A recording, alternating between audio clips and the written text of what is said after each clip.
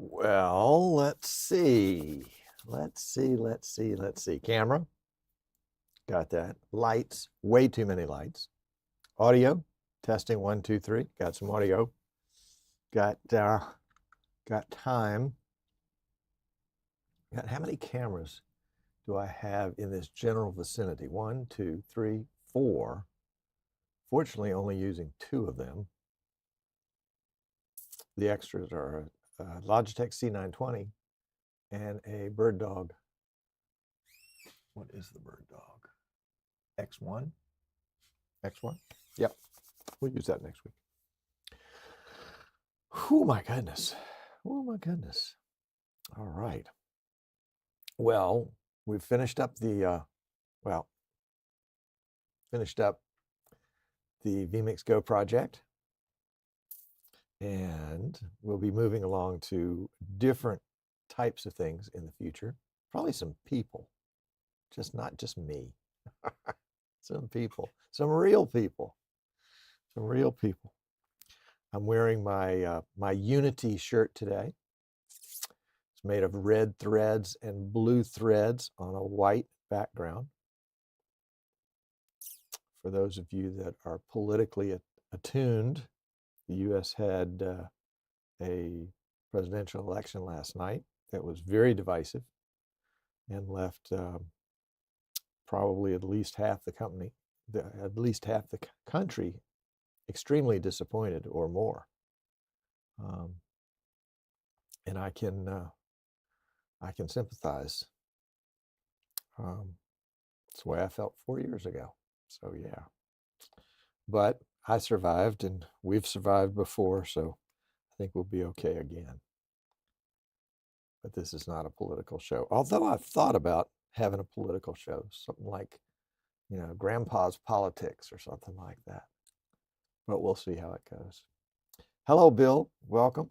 Glad to have you, sir. Welcome, Ray B from the Victory Temple broadcast team. Yeah, baby. Ray B, where are you from? I know Bill is from Mississippi, not far from here, actually. And Bill just built a studio in his automotive training facility. So we're going to go over and, that's what we ought to do. I ought to come, if you'll let me, Bill, come tour your studio and we'll do a streaming edit show from your studio. How about that? That might be fun. Muncie, Indiana. All right. All right. Why does Muncie ring a bell with me? Maybe I had a college classmate that was from Muncie. Let me do away with this chair squeak. There we go. That's better.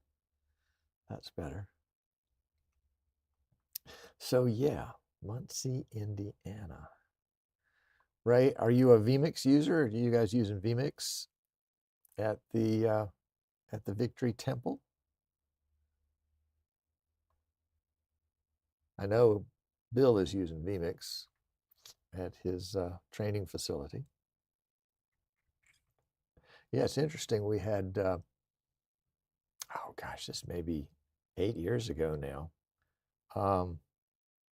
A fella out in Oklahoma, maybe Texas, was going around the country in his RV teaching people how to repair and inspect RVs.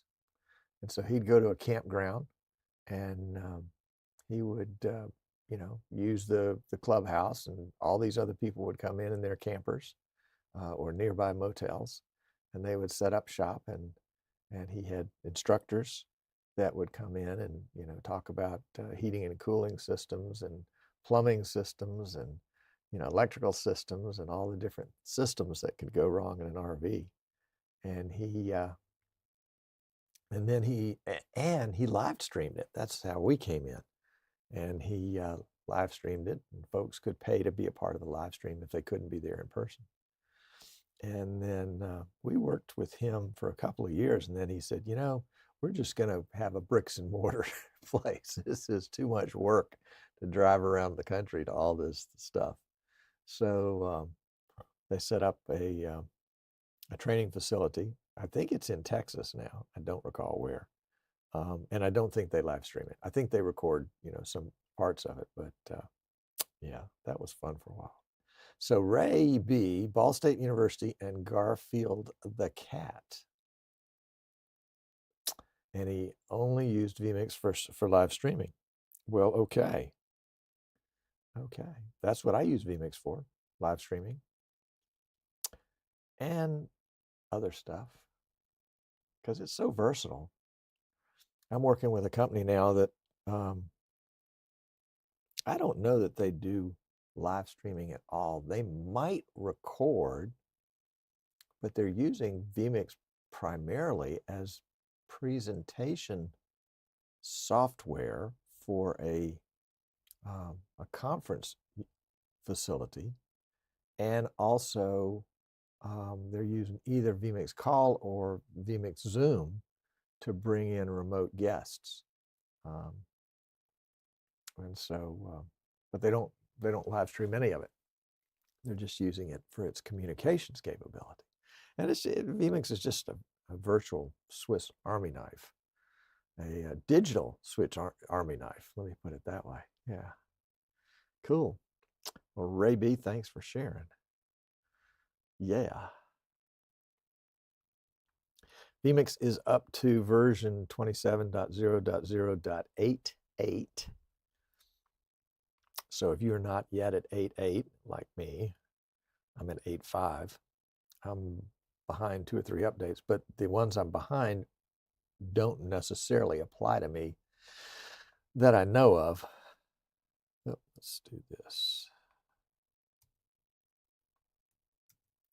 Get rid of that. There we go.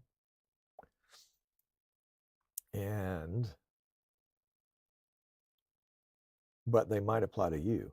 You can go to forums plural, forums.vmix.com And in the general forum, there is something called the vMix 27 change log that lists all the different releases, 27.0.0.36 or whatever the first one was that we got a hold of,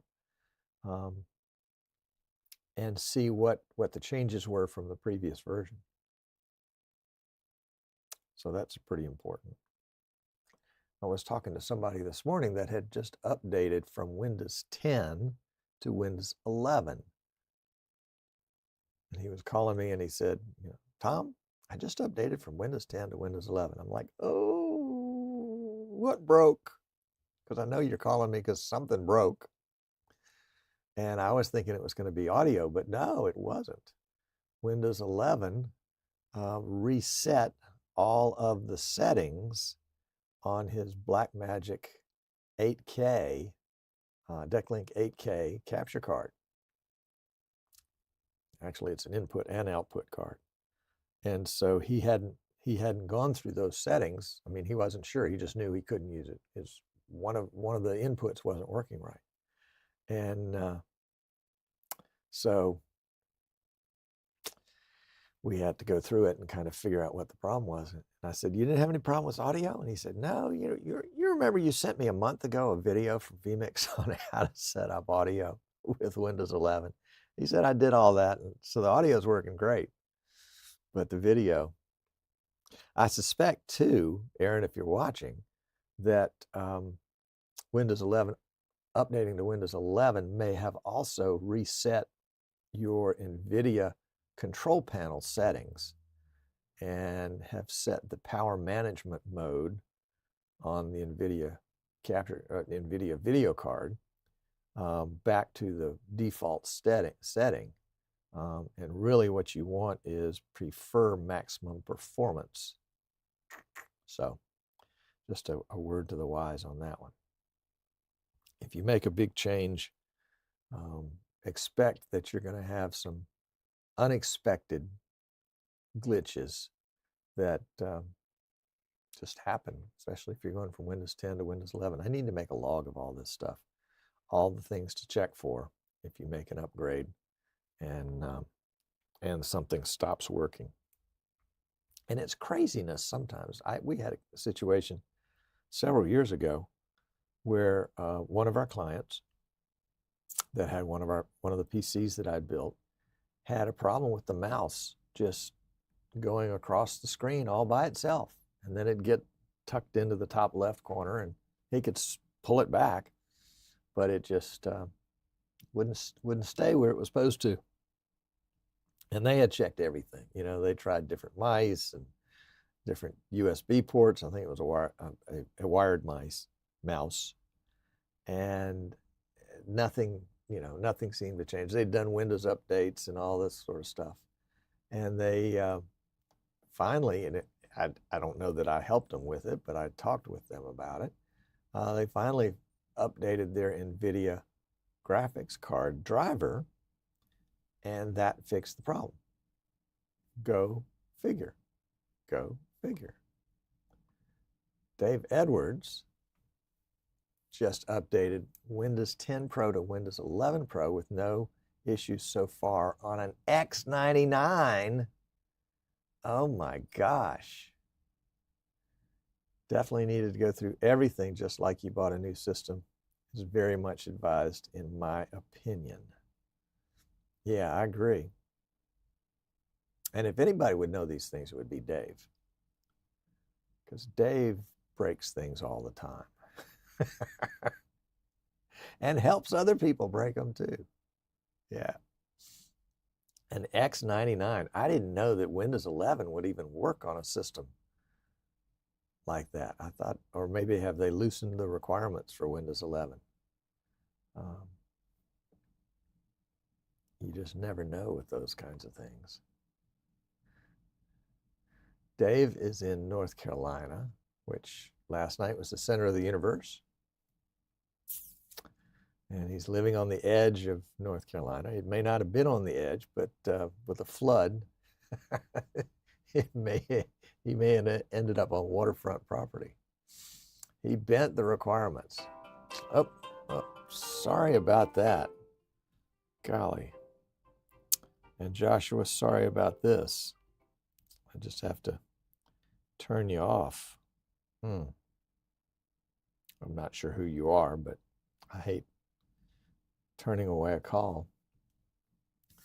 But yeah, so an X99 can take it, huh, Dave? Because I've got some old systems around here. We'll just have to wait and see. We'll just have to wait and see. All right. Well, let's get this ball on the road and take a look at our new, freshly updated, not freshly painted, but freshly updated vMix Go Plus. Just what I think this might just be the configuration that Martin Sinclair would be building if he was still building vMix Go's. Yeah, let's give it a go, shall we? All right, let me find the right button to press. There's got to be a button around here somewhere. Yep, there it is. Here we go.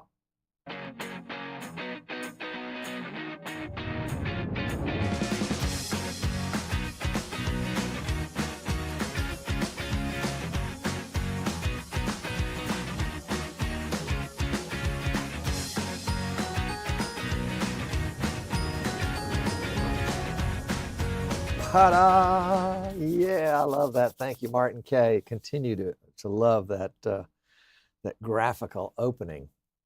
So welcome to Streaming Idiots. I'm Tom Sinclair, your chief idiot, as they say.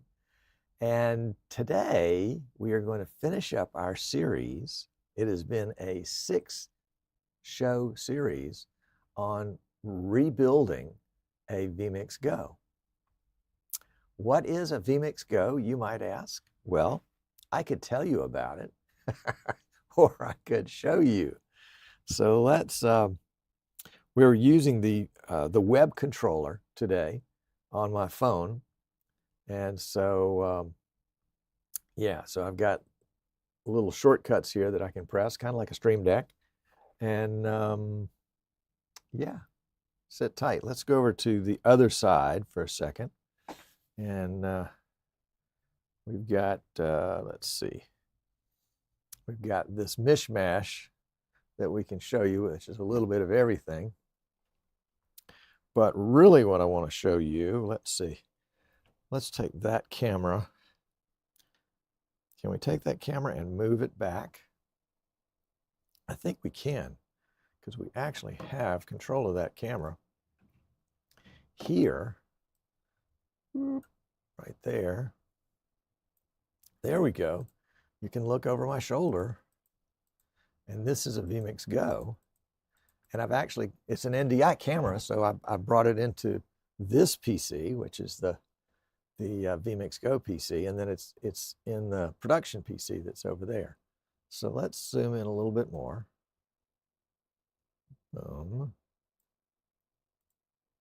There we go. And that's it.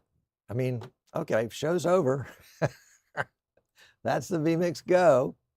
And let's see. Am I still doing this right? Yeah. So it's a trim package. It's what we used to call a lunchbox PC. And let's see. We'll spin it around here. I'm 98% done. I've still got to get a cover for this side, but this is a radiator for a single fan liquid cooling system. And we'll go a little further around. And you can see I don't have the back on it yet. But we've got the RTX 4060 graphics card, which actually, you remember from a couple of sessions ago, I had the short low profile bracket on, but really needed the high profile bracket, and had thrown away the high profile bracket, so I had to buy another one. I'll use the other one in another build. And then we've got several adapter cables that adapt Molex power down into the 8-pin power needed for the graphics card. And then of course you can see the liquid cooling. A couple sticks of RAM, 16 gigs is all we need. And then we replaced the power supply. This is 600 watts power supply. It was a little different, a little longer than the other one, so we had to do some modifications over here to make the brackets fit, but that's okay. We were able to do that, and we used some motherboard standoffs to get it to stand off the right direction. So that worked out okay. And then we've got a cooling fan, 2 cooling fans here, and then of course the cooling fan for the water cooling here. There's a lot of air in the case, which I really, really like. In the original configuration, it had 2 solid state, removable solid state, hot swappable solid state drives, and also an audio bay in here that would take, I think, XLR and 1/4 inch. But I'm not going to be using that, so I just decided to have the air here. Let's see, is there anything else we need to see in there? Nope, nope, nope. This is an i9 system, so it's going to have a lot of power. Oh, at some point, I may put, I've got 2 slots open here in the PC, and an X1 PCIe slot there, and a X16 there. So I may put in a Blackmagic Decklink mini monitor card, because that could be SDI or HDMI as an input, or I might put in a multi-port card. We'll just have to wait and see what I need. But essentially, this is going to be just a little NDI machine. I intend to use it to take on the road and be able to use it as a high-powered PC when I need more than the the small amount of horsepower that's in my Microsoft Surface. As much as I love my Microsoft Surface. The other part that's not yet completed is the, let me spin it around the other way. Otherwise, we're going to get our cables all twisted up.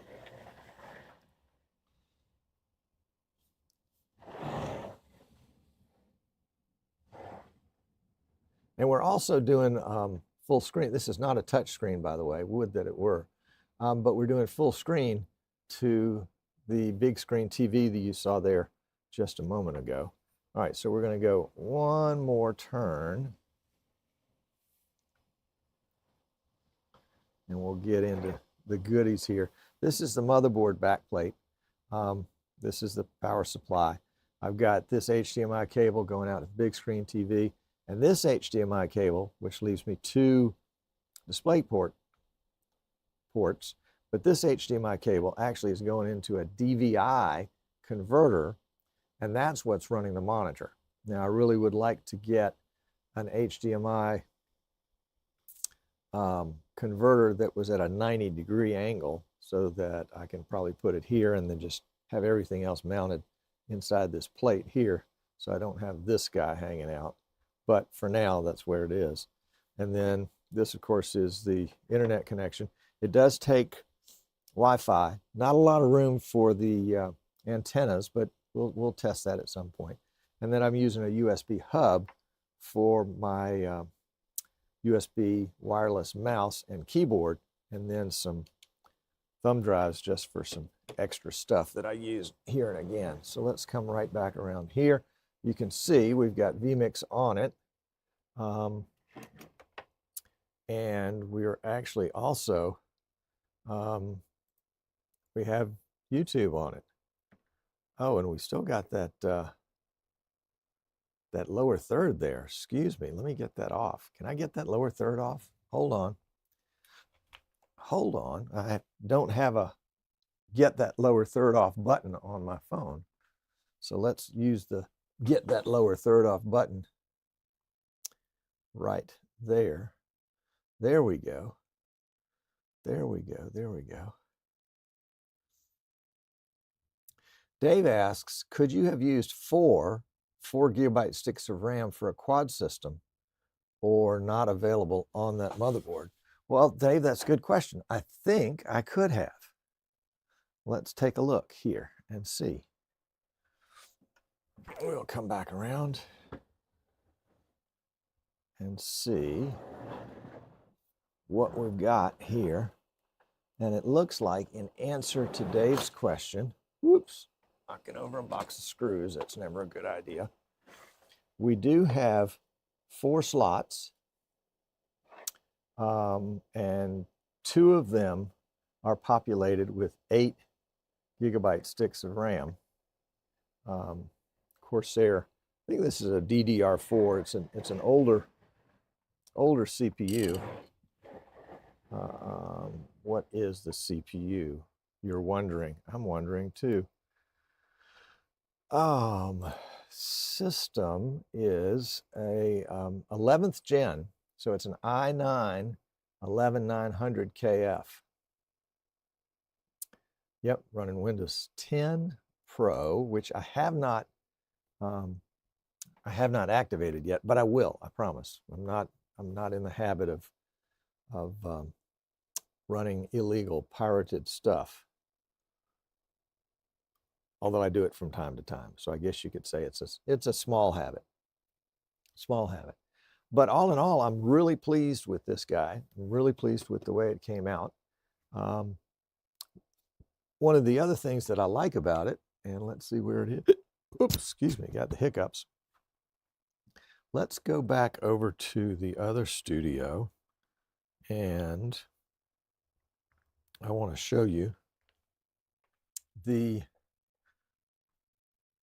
design that Martin came up with. And you know, Martin is the one that designed this whole system, but this is a really neat carry bag.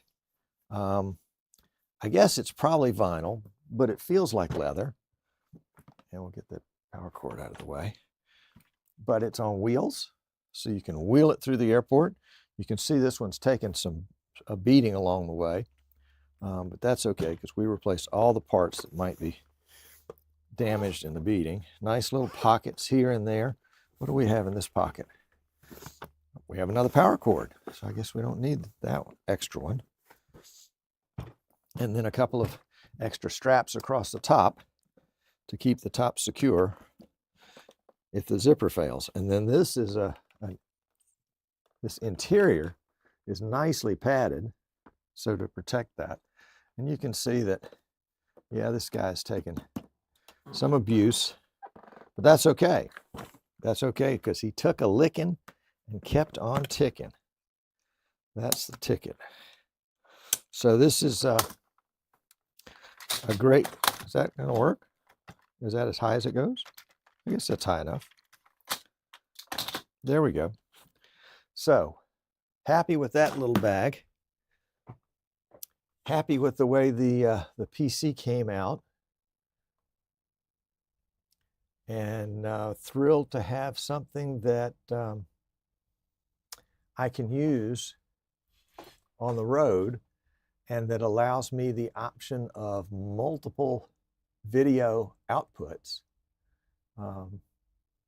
We have a little traveling motorhome that Sandy and I use, so we could conceivably hook up to the HDMI TV in there if I ever needed a big screen for that purpose.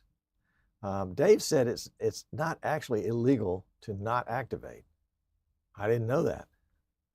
But I do know that there's some things that they won't let you change in Windows if you don't activate it. Like, I guess like the name, maybe some other things. Anyway, Dave, tell me, what is the, hey Kyle, glad to have you. Hey Jesper, glad you're here too. Hey Ken, welcome to all of you guys. Dave, can you tell me or share with us in the chat the advantage of using four 4-gigabyte sticks of RAM as opposed to using 2 8-gigabyte sticks of RAM? And I would have the option of using 4 sticks on that motherboard if I wanted to. Hello, Gunnar. Welcome. Glad to have you. Coming to us from Sweden after his supper. My thinking, my thinking has always been, if I've got 4 available slots of RAM and I fill up 2 of them with 2 8-gigabyte sticks totaling 16, of course, that allows the next person that gets this PC, if they want to update the RAM, they can add 2 more 8 gigabyte sticks and go to 32, and not have to throw away the 2 8s that I already have. Dave says 4 memory channels versus 2, but you have an issue with adding more RAM. I don't have an issue. But, oh, I see. But the same issue that I'm talking about in terms of adding more RAM. That's right. Yeah, if you're at 16 and you want to go anywhere else, you're gonna have to throw away some sticks. Yeah, that's been my thought. I think hello. In 15 or 20. Yeah, I'm kind of online with people from all over the world right now. 10 till 3? 10 till 3? Sure. Thank you. That's the lady that has the shop next door. She cuts hair and said she would squeeze me in. So sorry about that. I think there probably is a speed advantage if you've got four sticks as opposed to 2. And I know there's a speed advantage if you have 2 as opposed to 1. So if I could, I could put 1 16 gigabyte stick in there, but I think it would slow things up. But that might be fun to try as an experiment, just to try to get four 4s, as they say, and put them in and do some testing and see how something like that would fare against 2 8s. It is all about performance, and it is all about, the vMix PC really being a purpose-built, purpose-designed, and purpose-built system for speed, like a Bonneville Flats racer, or a drag racer, or something like that that's just built for pure speed. Don't put air conditioning on it. Don't put a trailer hitch on it. Just make it pure speed. That's what I'd do. Anderson is here. Just got here late. He's from the Barbados, where it is very hot. Dave says, I always run way behind on hardware, so I have to hot rod a system to keep up. Well, that's not a bad plan, Dave, because it does mean that you get to know your equipment really intimately in that case. I built a system for our church. Actually, I built it and used it in my studio for a couple of years, and then I donated it to the church. And it's based on a second generation i7. The i7, what was it, the 2600, 2600X. I think we may have tweaked it just a little bit on overclocking, but we're still doing 1080p 60 live streaming to Facebook and YouTube from the church, just using one camera and kind of minimal graphics, but it's just, it keeps on plugging. And, having had the same system in place for a number of years, it does mean that if something goes awry, you have a pretty good idea where to look. For example, we got a T-Mobile, one of those T-Mobile mini cell towers, where you could get 5G Wi-Fi.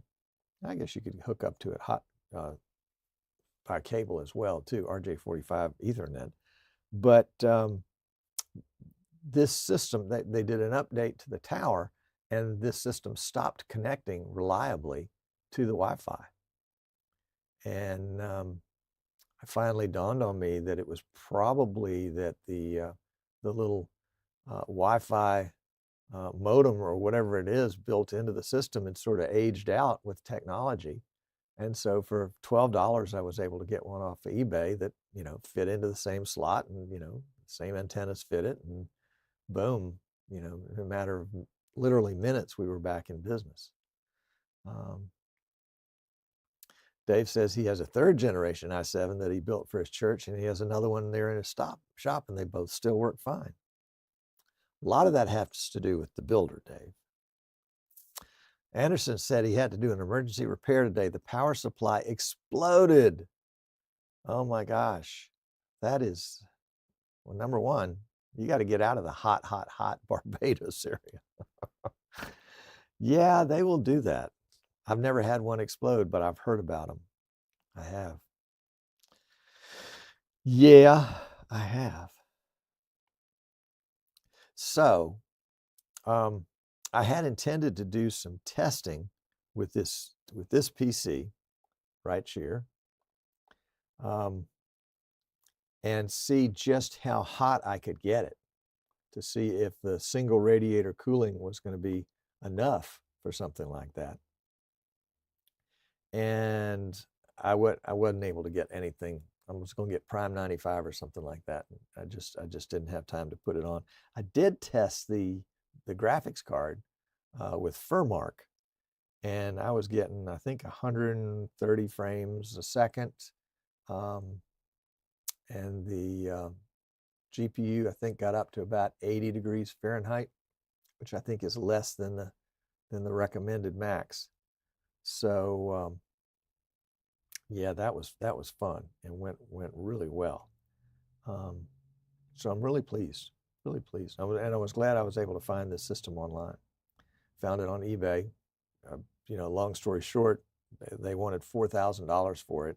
Didn't have the AJA card, which was worth about $2,500. Didn't have the built-in soundboard, which was probably, I don't know, another $200 or $300. Didn't have a graphics card. Didn't have a capture card. But it still fired up. And in fact, I don't even know that it had vMix on it. I'll have to go back and check on that drive. I think it had a 250 gig, one of those SSDs that's shaped like a pack of cigarettes. But we've significantly updated it and increased its value. But anyway, they were asking $4,000. I wrote the guy a note and said, only somebody that wanted a vMix Go for their library, for their archives, for their personal museum, would pay anything for that thing, because all the goodies are gone from it. It might be worth $1,000. And the guy wrote me back and said, make me an offer. So I offered him $1,000. And here we are. So we'll see. So I think it's good. I think it's going to be good for the next 10 years. Probably for my lifetime. I'm 68. 10 years would be 78. Won't need much after that. Don't know. Won't tell. Hey, Jono, welcome. Glad you're here. We are just recapping the update, or making the update, a recap of the rebuilding of our vMix Go system. You can see me there on the set. That is actually this YouTube show that I'm just streaming through that system, just to kind of give it some work to do. And yeah, so here we go. We'll cut back to it so you can see, yes, it really is me. Watch, I might even wave. Here we go. 3. Nope, too late. Missed out on the wave. That's all right. But yeah, I'm really, really pleased. Really, really pleased. Got a few little teeny tidying up kind of projects to do. Need to do some wire work to get all the wiring secured, get the back panel on, and oh, I need to try it out on Wi-Fi. I do need to try it out on Wi-Fi. It's got some antennas that came with it. So I'm really excited about all that. But enough about you. Let's talk about me. Enough about me. Let's talk about you. Dave has got a 3rd gen i7 that he's built and still in use, 2 of them actually. I've got a 2nd gen i7 that's still in use at our church. What's the oldest thing I've got around here? Well, yeah, I guess that's it. I've got the vMix Go, this little guy, came with an i7 4770, which was pretty hot in the day. You know, now we're in, that was a 4,000 series. Now we're into the 14,000 series. Hey, Otis, welcome. Glad you're here. Glad you're here. Glad you're here. As I mentioned in the pre-show, I'm wearing my my Unity shirt today. It is blue threads and red threads intertwined on a field of white. So I'm very hopeful for the future. Jono just built a Ryzen 7. Ooh, with RTX 4060. Yeah, that's what this little guy's got in it, 4060 for AV1 encoding. That's right. That's why I did it too. In fact, most all of the systems that we're building now, unless somebody just says, you know, they don't want to go there, we're using a 4060, a 4070 Ti. If somebody wants a replay machine, we're going to use a 3080 Ti because size-wise, it just does a better job, and it's plenty of GPU horsepower for the replay system. Jono says that the AV1 works well on Starlink because it's half the bit rate. There you go. There you go. That's the idea. That's the idea. It's the savings, that you don't have to have the best connection in order to be able to pump something out. That's really, really good. Yeah, I'd be interested to hear from you, Jono, how the upload speed is in terms of consistency, or whether it's just kind of batchy or jerky. He said, this is the guy that used to work for a camera company, says, now I just need a better camera. Well, let me know what you're interested in. I can probably set you up with something. Maybe we can get a manufacturer to donate one to you. That would be fun. That would be fun. Well, let's officially move into the post-show. How about that?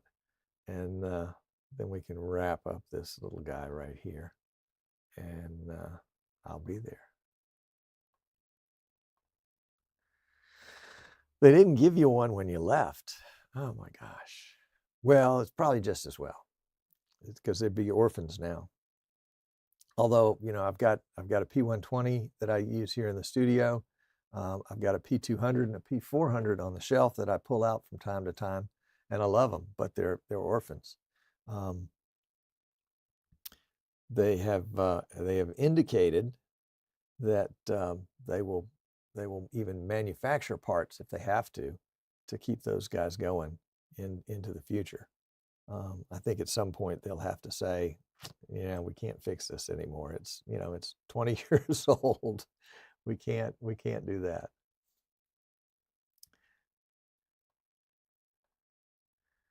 He's heard good things about the X5. I haven't seen that one yet. Is that the one? Is that the one with the built-in battery? I think that was a stroke of genius to build a battery into the camera. Now, the X1 will take a battery pack, but it doesn't have a built-in battery. Oh, the X4 is the one with the built-in battery. Okay. Nobody is talking about the X4 yet. Okay, that's the one with the battery. See, I think that would be such a great gig camera and a great sporting camera. Not that PTZs are going to ever be great in sports, but they have their place. And I think their place is to pick out whatever the sport is, to pick out those 5 areas of the court or the field or the pitch or whatever it is, and be able to hit a button and have that camera go to that spot. And that can be it can be a coach shot, it can be a referee shot, it can be a cheerleader shot, it can be a fans in the stands shot, and it gives you some versatility that you wouldn't have otherwise, and it doesn't require an operator, especially if it's just going to be an occasional use camera. You can just set up a shortcut for it and let it go. And I've had that conversation with Paul Richards at PTZ Optics. But Paul is ever hopeful that there'll be a way to do an all PTZ sporting event. I had talked to somebody yesterday that is doing speed skating trials, and they have an oval, I guess it's not a rink, it's just an oval track that they do speed skating on, and it's very popular. And they were actually talking with us about a vMix replay machine that could do a super widescreen, like a 9:32 aspect ratio. And so we were working on how to make that work.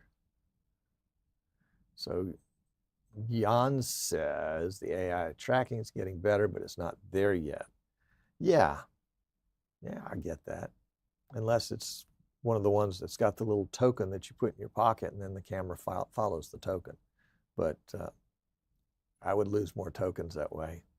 Give it to the coach and say, okay, coach, give this back to me after the game. Not happening. Not happening.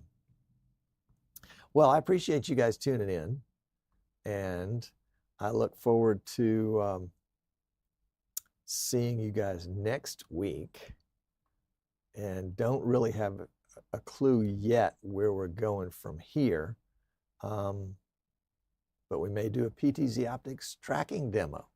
Where did I get that idea from? Oh, yeah, there we go. Anyway, honor you. I'm honored by having you guys tune in, and I appreciate you a bunch. And I will see you next week. Barn door.